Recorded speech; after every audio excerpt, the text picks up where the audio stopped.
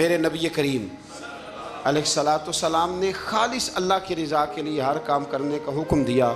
سیدہ عائشہ صدیقہ رضی اللہ تعالیٰ عنہ راوی ہیں، الترغیب والترہیب میں حدیث ہے، پیارے حبیب کریم سید عالم صلی اللہ تعالیٰ علیہ وسلم نے ارشاد فرمایا کہ حضور ایک دن مجمع صحابہ کے مجمع میں حضور نے پوچھا، بتاؤ اسلام کی سب سے مضبوط بنیاد کیا ہے؟ ایک صحابی نے کہا یا رسول اللہ نماز پڑھنا۔ 5 وقت لوگ جمع ہوتے ہیں، ایک دوسرے کا حال احوال پوچھتے ہیں، معاملات ہوتے ہیں۔ یا رسول اللہ صلی اللہ تعالیٰ علیہ وسلم مضبوط بنیاد ہے اسلام کی نماز پڑھنا، 5 وقت جمع ہونا۔ حضور نے فرمایا بات تمہاری ٹھیک ہے پر تم میری مراد کو نہیں پہنچے۔ عرض کی حضور حج کرنا، مختلف رنگ، مختلف نسلیں، مختلف قبیلے، مختلف بولیاں، لیکن جب حج کرنے پہنچے تو لباس بھی ایک ہی ہو گیا، گفتگو بھی ایک ہی، لبیک اللہم لبیک لبیک لا شریک لک لبیک ان الحمد والنعمت لک والملک لا شریک لک لبیک۔ ایک ہی صف میں کھڑے ہو گئے محمود و یاز، نہ کوئی بندہ رہا نہ کوئی بندہ نواز۔ نبی رحمت سید عالم صلی اللہ علیہ وسلم سے عرض کی حضور یہ حج جو ہے نا اس میں بڑی یکسانیت ہوتی ہے، ہر رنگ ہر نسل کا آدمی ایک تسبیح کے دانے کی طرح ایک جگہ پہ پرو دیا جاتا ہے، تو لگتا ہے یہ اسلام کی مضبوط بنیاد ہے۔ محبوب فرمانے لگے بات تمہاری ٹھیک ہے پر تم میری مراد کو نہیں پہنچے۔ عرض کی حضور پھر زکوٰۃ، صدقات، خیرات اسلام کی مضبوط بنیاد ہے۔ کیوں؟ وہ اس لیے کہ غریب امیر کو دیتا ہے، امیر غریب کو دیتا ہے، اور غریب امیر سے لیتا ہے تو ایک رشتہ بنتا ہے، ایک تعلق بنتا ہے۔ محسن کا اور احسان مند کا بڑا گہرا رشتہ ہوتا ہے، بڑا ایک دوسرے سے پیار کرتے ہیں، ایک دوسرے کو چاہتے ہیں، ایک دوسرے کے لیے اچھے جملے بولتے ہیں، ایک دوسرے کے لیے ہمیشہ ان کے جذبات ٹھنڈے میٹھے اور اچھے ہوتے ہیں، تو لگتا ہے یہ اسلام کی مضبوط بنیاد ہے۔ حضور فرمانے لگے بات تمہاری ٹھیک ہے پر تم میری مراد کو نہیں پہنچے۔ تو پھر صحابہ عرض کرنے لگے حضور ہماری رعایت فرما دیں، پھر ایک رحمت کی نظر کر دیں، آپ ہی بتا دیں اسلام کی مضبوط بنیاد کیا ہے۔ تو محبوب فرمانے لگے اسلام کی مضبوط بنیاد ہے اللہ کی رضا کے لیے کسی سے محبت کرنا۔ کس کی رضا کے لیے؟ خالص اللہ کی رضا کے لیے، اور اللہ کی رضا کے لیے کسی سے بغض رکھنا، عداوت رکھنا، اللہ کی رضا کے لیے محبت بھی اللہ کے لیے، عداوت بھی، ذاتی دشمنی کوئی نہیں، ذاتی اختلافات کوئی نہیں، ذاتی رنجشیں کوئی نہیں، ذاتی لڑائیاں کوئی نہیں، ذاتی جھگڑا کوئی، خالص اللہ کی۔ ہمارے ہاں لڑائیاں ذاتی لڑی جاتی ہیں، اس نے مجھے شادی پہ دعوت نہیں دی، اس نے مجھے پروٹوکول نہیں دیا، یہ کہاں پہنچ گیا میں کہاں رہ گیا، ذاتی لڑائیاں لڑی جاتی ہیں، دینی نہیں، مذہبی نہیں، اخلاقی نہیں۔ دیکھیں آپ، چاہیے تو یہ تھا نا کہ شادی کے موقع پر یہ لڑائی نہ ہوتی کہ اس نے مجھے پوچھا کیوں نہیں، لڑائی یہ ہوتی کہ یار تو غیر شرعی کام کوئی نہ کرنا، اللہ رسول کی ناراضگی والا کام کوئی نہ کرنا، اگر تو نے کیا تو میں نے کوئی نہیں آنا، اگر تو یہ حرکت کرے گا تو پھر میرا تیرا معاملہ درست نہ رہ سکے گا۔ یہ لڑائی ہونا چاہیے تھی، نہ کہ یہ لڑائی ہوتی کہ مجھے بلایا کیوں نہیں، پروٹوکول کیوں نہیں دیا، اعزاز کیوں نہیں دیا۔ تو حضور نے فرمایا اسلام کی مضبوط گرہ، اسلام کی مضبوط بنیاد ہے اللہ کی رضا کے لیے محبت کرنا اور اللہ کی رضا کے لیے کسی سے عداوت رکھنا۔ حضرت موسیٰ کلیم اللہ علیہ نبینا علیہ الصلوۃ والسلام پر اللہ کریم نے وحی فرمائی کہ اے موسیٰ، اے میرے کلیم، میرے لیے بھی کوئی کام کیا ہے؟ عرض کی اللہ میں نے نمازیں پڑھی، روزے رکھے، تبلیغ کی۔ فرمایا وہ تو آپ کی ذمہ داریاں تھیں، وہ تو آپ نے اپنے لیے کیا، میرے لیے بھی کچھ کیا ہے؟ رب کریم نے پوچھا موسیٰ میرے لیے بھی کچھ کیا ہے؟ عرض کی اللہ یہ سارا کچھ، فرمایا مالک تیرے لیے کیا۔ کہا یہ تو آپ نے اپنے لیے کیا، آپ کی ذمہ داریوں میں شامل تھا، مالک تیرے لیے کیا ہے؟ فرمایا کسی بندے سے محبت کی ہے کہ یہ اللہ کا بندہ ہے، کسی بندے سے محبت کی ہے کہ یہ اللہ کا بندہ ہے، یا کسی کے ساتھ تمہاری صرف اس لیے ناراضگی ہو کہ یہ اللہ کا نافرمان ہے۔ اللہ رسول کا دشمن ہے، معاذ اللہ بے ادب ہے، میرے بھائی سمجھ لیں اچھی طرح اور اپنے دل کے کونے میں یہ بات بٹھا لیں کہ زندگی میں جو کام کریں وہ اللہ کی رضا کے لیے، چھوٹا سا بھی خیر کا کام۔ میرے رسول کریم علیہ السلام کا جو سب سے پہلا فرمان ہے نا بخاری میں، وہ یہ ہے کہ انما الاعمال بالنیات، تیرے عمل کا دار و مدار تیری نیت پر ہے، تیرے ارادے پر ہے۔ بنیاد تمہاری نیت ہے، بنیاد یہ ہے کہ تمہارا اندر سے اس کام کے لیے ذوق کیا ہے، شوق کیا ہے۔ اگر وہ بنیاد مضبوط ہے تو پھر عمل کی جو آپ چھت ڈالیں گے وہ ساری چھت بھی مضبوط ہے، لیکن اگر ارادے کچے ہیں، کمزور ہیں، سازشیں ہیں، رنجشیں ہیں، اندر معاملات گڑبڑ ہیں، تو پھر کبھی دیواریں مضبوط ہو سکتی۔ نیتیں اچھی کریں۔ بڑی سادی مثال، بڑی صاف ستھری، مولا کائنات شیر خدا حضرت علی المرتضیٰ کرم اللہ تعالی وجہ الکریم نا، آپ ایک جگہ جنگ لڑنے کے لیے گئے، جہاد ہو رہا ہے۔ عرب کے جو لوگ ہوتے تھے وہ دشمن کو سزا بڑی سخت دیتے تھے۔ بعض لوگ مطالبہ بھی کرتے ہیں نا سخت سزا کا۔ ہمارا سرائکی کا ایک شاعر ہے، وہ کہا کرتا ہے، جے تنگ ہے ساڑی زندگی تو تے دے سخت سزا تیری جان چھوٹے، ساکو مار نہ شاکر کستاں وچ یک لخت مکا تیری جان چھوٹے۔ عرب کے لوگ نا سخت سزا دیتے تھے، سخت، وہ اذیت دیتے، کبھی انگلی کاٹ دیتے، کبھی ہاتھ کاٹ دیتے۔ مختار سقفی نے جب امام علی مقام رضی اللہ تعالیٰ عنہ کے قاتلوں کو قتل کیا تو زیادہ تر کی گردنیں نہیں کاٹی تھی، بلکہ اس نے ہاتھ پیر کاٹ کے لوگوں کو جنگلوں میں پھینک دیا تھا، تڑپ تڑپ کے لوگ مر گئے۔ اسلام اس اذیت کا قائل ہے۔ اہل عرب اذیت دیتے تھے، بلکہ دشمن جب نڈھال ہو کے گر جاتا تھا نا تو اس پر گھوڑے دوڑا دیتے تھے، گھوڑے دوڑ جاتے تھے اس پر، لاشیں مسک کر دیتے تھے، ناک کان آنکھیں نکال ڈالتے تھے، ٹکڑے کرتے تھے وجود کے، اذیت دیتے تھے۔ تو جب کوئی آدمی کسی کے نرغے میں آ جاتا تھا نا، قابو میں آتا تھا، تو اس کی خواہش ہوتی تھی کہ میں مارنے والے کو غصہ دلاؤں تاکہ مجھے جلدی مار دے، اذیت نہ دے، تکلیف نہ دے، مجھے جلدی مار ڈالے، جلدی قتل کر ڈالے۔ یہ ان کا مزاج ہوتا تھا، رویہ ہوتا تھا۔ حضرت مولا علی شیر خدا کرم اللہ تعالی وجہ الکریم دشمن پر غالب آ گئے۔ جب غالب ہوئے تو اس نے معاذ اللہ حضرت علی پر تھوک دیا۔ کافر تھا، اس کا ارادہ یہ تھا کہ میں حضرت علی کو غصہ دلاتا ہوں تاکہ یہ مجھے جلدی مار دے، لیکن اسے نہیں پتا تھا یہ علی ہے۔ اسے نہیں خبر تھی کہ یہ جو خمیر ہے نا، ان کی تربیت مدینے والے محبوب نے فرمائی ہے۔ یہاں جو چمک دمک ہے اس کا رنگ ساری دنیا سے نرالا ہے، انوکھا ہے، شاندار ہے، وزادار ہے، کمال ہے۔ کہا حضرت علی پر معاذ اللہ میں یہ کام کرتا ہوں تاکہ وہ جلدی قتل کر دیں گے، لیکن جب اس نے مولا علی کی طرف یہ نازیبا حرکت کی تو حضرت علی نہ تلوار چھوڑ کے پیچھے ہٹ گئے۔ توجہ کرنا، رزلٹ دیکھنا، مولا علی پیچھے ہٹ گئے اور فرمانے لگے جا تو آزاد ہے۔ وہ کہنے لگا میں آزاد ہوں، کس طرح، کیسے؟ تو حضرت علی فرمانے لگے میرا تیرا ذاتی جھگڑا تو کوئی نہیں نا، نہ تو نے میری زمین پہ قبضہ کیا، نہ میرا مال لوٹا، نہ میری عزت پر ہاتھ ڈالا۔ میرا تیرا جھگڑا اللہ کی رضا کے لیے، خالص اس لیے کہ تو اللہ کی نافرمانی کر رہا، خالصتاً اس لیے تیرا اور میرا یہ جھگڑا ہے۔ باقی جہاں تک تعلق اس بات کا ہے کہ اب تو نے میری ذات شامل کر دی، اب تو نے مجھے تکلیف دے دی، اب تو نے مجھے اذیت میں مبتلا کر دیا، تو حضرت مولا علی شیر خدا فرمانے لگے اب ذات آ گئی ہے میری بیچ میں، اب میری ذات بیچ میں آ گئی ہے، اب اگر میں تجھے قتل کروں گا تو لگے گا میں نے اپنے ذاتی غصے میں قتل کیا ہے، لہٰذا اب معاملہ یہ ہے کہ میں تجھے آزاد کرتا ہوں، اب تو چھٹی کر سکتا ہے، جا سکتا ہے، دوبارہ کبھی میرے ہاتھ آئے گی تو دیکھی جائے گی۔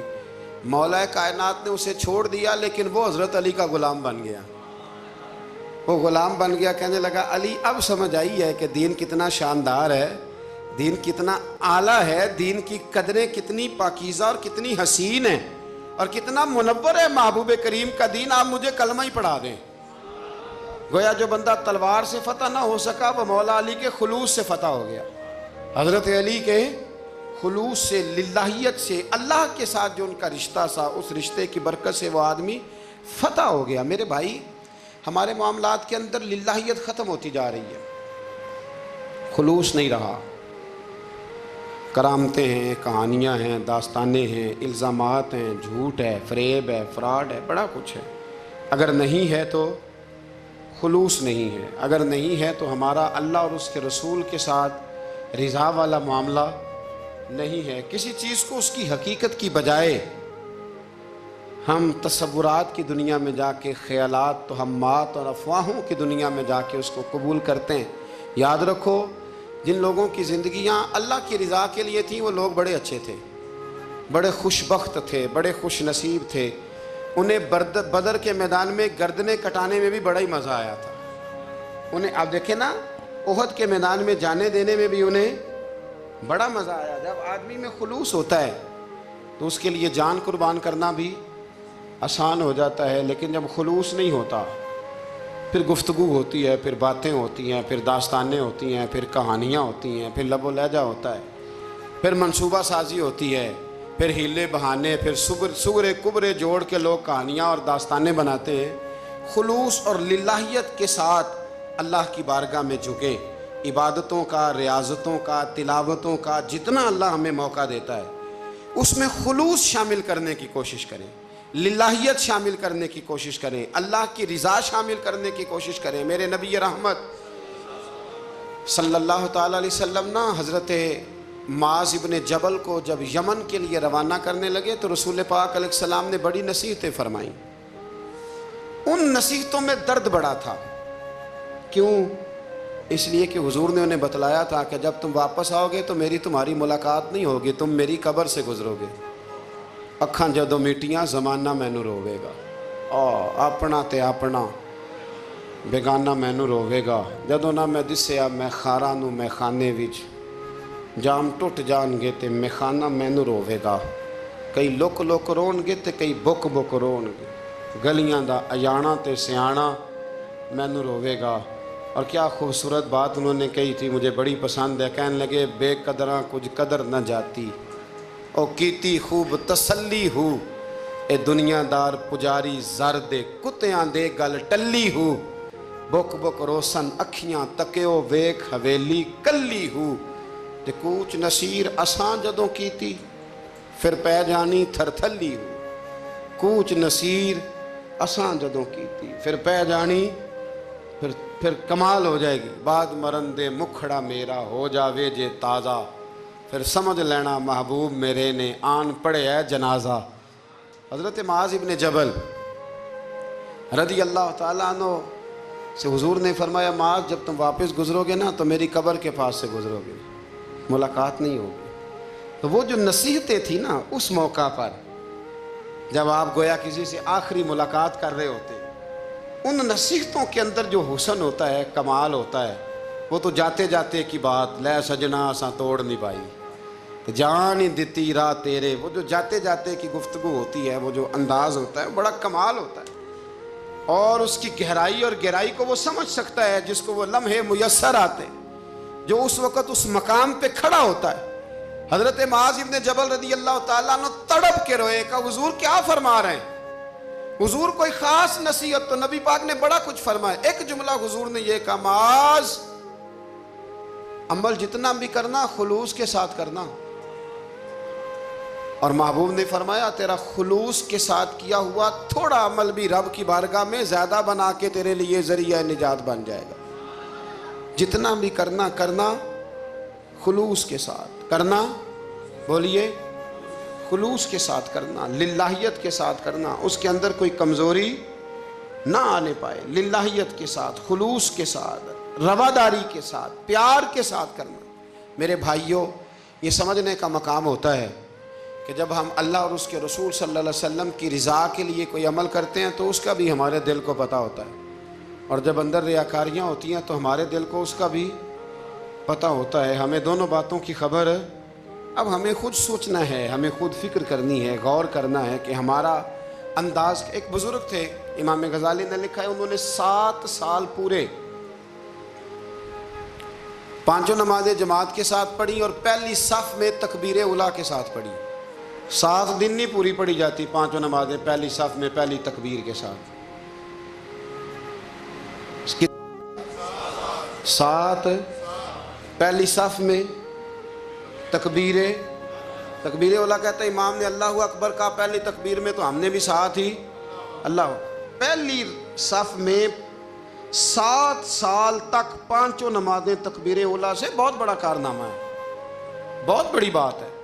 مطلب بندہ یہاں سے اٹھ کے آتے وضو کرتے, کوئی معاملہ آ گیا, کوئی مطلب اس کو حاجت ہو گئی استنجا وضو کی, تو وہ ٹائم نکل جاتا ہے. کئی دفعہ ایسے ہوتا ہے. 7 سال پورے نماز پڑھی. تو کہتے ہیں 7 سال کے بعد نا ایک دن 8واں سال لگا ہوا تھا, تو بزرگ فرماتے ہیں میں ذرا لیٹ ہو گیا, تکبیر اولیٰ تو مل گئی پر پہلی صف نہ ملی, تیسری صف میں جگہ ملی. بزرگوں کے تقوی دیکھیے گا. فرماتے ہیں تیسری صف میں میں نے نماز پڑھی تو میرے دل کے اندر خیال آیا یار لوگ کیا سوچیں گے کہ اتنا اچھا اس کا ریکارڈ تھا, پہلی صف میں یہ نماز پڑھتا تھا تو آج تیسری صف میں لوگ کیا سوچیں گے. فرماتے ہیں جب یہ لفظ زبان پہ آیا تو میرا ضمیر بول پڑا, جب یہ سوچ دل میں آئی تو میرا اندر تڑپ اٹھا, چھم چھم میرے آنسو نکلنے لگے, میں رویا. اور فرماتے ہیں لوگ چلے گئے اور میں نفل پڑھتا روتا رہا. میں نے کہا اللہ مجھے یوں لگتا ہے وہ 7 سال تک پہلی صف میں جو نمازیں پڑھتا رہا وہ تو لوگوں کو دکھانے کے لیے پڑھتا رہا. فرماتے ہیں میں نے 7 سال کی نمازیں قضا پڑھی,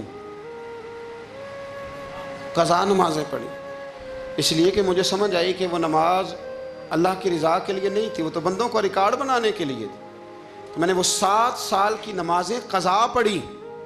اور فرماتے ہیں اب دوبارہ سے جب میں جاتا ہوں تو پھر میں اپنے دل پہ غور کرتا ہوں کہ پہلی صف تکبیر اولیٰ پر یہ بتا نیت کیا ہے, یہ بتا کہ تیرا ارادہ کیا ہے. شیخ سعدی فرمایا کرتے تھے تیرے وجود کا قبلہ تو سیدھا ہے, دل کے قبلے کی بھی بات بتا.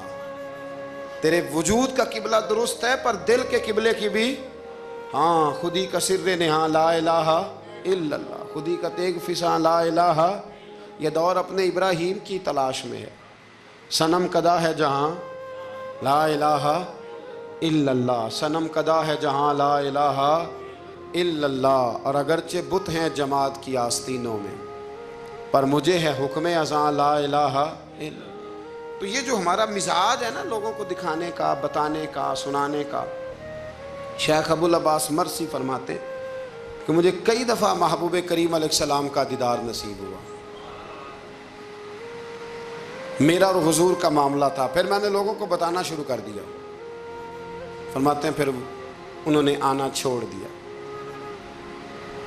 اس لیے کہ کچھ باتیں ایسی ہوتی ہیں جو بتانے کی نہیں ہوتی. لیکن کچھ بندوں کو بشارتیں ہوتی بڑی ہیں, وہ ان بیچاروں کو بد ہضمی ہو جاتی. وہ بتائیں نا جب تک 20 لوگوں کو, تب تک ان کی وہ بد ہضمی ختم ہے. حالانکہ ہر چیز بتانے کی, دکھانے کی, سنانے کی, ہر چیز کی وضاحت دینے کی نہیں ہوتی. ہر چیز ایسی نہیں ہوتی. حضرت ابو ہریرہ جیسے لوگ فرمایا کرتے تھے علم کی 2 تھیلیاں, ایک کھولی ہے دوسری کھولو تو مجھے قتل کر دو. ہر چیز کو بتانے سمجھانے کی ہوتی ہے. تو خلوص دیکھیں کتنا ہے اس میں, للہیت کتنی ہے, اللہ کی رضا کتنی. الحمدللہ تعالی اس مہینے سے جو جولائی کا ہے, میرے خیال ہے 4-5 جولائی سے حج کی فلائٹ شروع ہو جائیں گی انشاءاللہ تعالی. خوش نہیں ہوئے آپ سن کے؟ جو جا رہے ہیں رب ان کا قبول فرمائے, اور جو رہ گئے اللہ انہیں موقع عطا فرمائے. ای سعادت بزور بازو نیست تا نہ بخشندہ خدائے بخشن. یہ سعادتیں بازو کی قوت سے نہیں ملتی, تبھی ملتی ہیں جب اللہ عطا کرتا ہے, جب رب اپنے فضل سے عطا کرتا ہے پھر یہ سعادتیں ملتی ہیں. لوگ حج کے لیے جا رہے ہیں, اور آپ کو پتہ ہے حج بھی آج کل ساتھ حج ہوتا ہے, ساتھ سیلفی ہوتی ہے, آخر تک چلتا. ایک بزرگ تھے حضرت ابو مرتعش ان کا نام تھا. وہ فرماتے ہیں میرا 4-5واں حج تھا, نفلی حج کرنے کے لیے میں جا رہا تھا. تیاری میری مکمل ہو گئی تھی, 2-4 دنوں میں میری روانگی تھی, ارادہ میرا مضبوط تھا, معاملات سارے طے ہو گئے تھے, بس میں جانے کے قریب تھا. فرماتے ہیں کہ میں ایک دن گھر میں بیٹھا تھا, اماں جی نے نا کہا بیٹا ذرا پانی کا پیالہ دینا. تو فرماتے میرے دل میں خیال آیا کہ ایک تو میں عالم ہوں، صوفی ہوں، درویش ہوں، مولوی ہوں، اور دوسرا یہ کہ میری کل پرسوں تیاری بھی ہے، تو پانی تو چھوٹا بھائی بھی دے سکتا ہے، یہ کام کو بچہ بھی کر لے گا۔ میں نے چھوٹے کو اشارہ کیا ذرا پانی دینا، وہ گیا اور مٹکے سے پانی بھر کے اماں کو دے دیا۔ کہتے ہیں جب اس نے اماں کو پانی دیا نا تو میرے اندر پھر مد و جزر شروع ہوا، پھر میری ضمیر کی آوازیں اٹھنے لگیں، پھر اندر سے بلندی ہونے لگی، پھر آوازیں آئیں، اور پھر میں نے اعلان کیا، میں نے کہا اوہو یہ کیا ہوا؟ سینکڑوں اور ہزاروں میل حج کرنے کے لیے جانا میرے لیے آسان ہے، اور یہ 2 قدم اماں کو پانی دینا میرے لیے مشکل ہے، یہ کیا بات ہوئی؟ حالانکہ حج کرنے سے بھی اللہ نے راضی ہونا تھا، اور اماں کو پانی پلانے سے بھی اللہ نے راضی ہونا تھا، پر یہ میں کس جگہ کھڑا ہو گیا ہوں کہ سینکڑوں میل اور ہزاروں میل جا کے حج کرنا میرے لیے آسان ہے، لیکن پانی بھر کے لانا میرے لیے مشکل ہے۔ چند قدموں کے فاصلے پہ مٹکا پانی کا پڑا ہے۔ فرماتے ہیں بس اسی وقت پھر مجھے سمجھ آئی کہ وہ حج میں لوگوں نے ذرا حاجی حاجی کہنا ہے نا، حج میں لگا شور اٹھے گا نا کہ چھٹا حج کر کے آیا ہے، حج میں ذرا آوازیں اٹھیں گی نا ماشاءاللہ کیا بات ہے، پھول ڈلیں گے اور پتیاں گریں گی اور نام ہوگا، لیکن اماں کو پانی دینے سے کسی نے اعلان تو نہیں نہ کرنا، شاباش تو نہیں نہ دینی، کسی بندے نے آواز تو نہیں نہ اٹھانی۔ فرمایا میں اسی وقت اسی لمحے اٹھ کے ماں کے قدموں میں بیٹھا اور پیر پکڑ کے کہا اماں مجھے معاف کر دے۔ اماں کہنے لگی بیٹے کیا ہوا؟ میں نے کہا اماں مجھے سمجھ آ گئی، آج میرا نفلی ہے، میں اس سال نہیں جاؤں گا، اگلے سال جاؤں گا، اب یہ پورا سال میں تیری نوکری کروں گا، میں تیری خدمت کروں گا، تیرے پیر دباؤں گا، تیرے لیے کھانا لاؤں گا، میں تیری ڈیوٹی کروں گا، اس لیے کہ مجھے سمجھ آئی ہے کہ نیکی کا تصور اصل میں ہے کیا۔ ہم بالعموم وہ نیکی کرنے جا رہے ہوتے ہیں جو نیکی بھی ہوتی ہے اور دنیا میں اس کا نام بھی ہوتا ہے، تذکرہ بھی ہوتا ہے، اس کی وجہ سے ہمارا قد بھی اونچا ہو رہا ہوتا ہے۔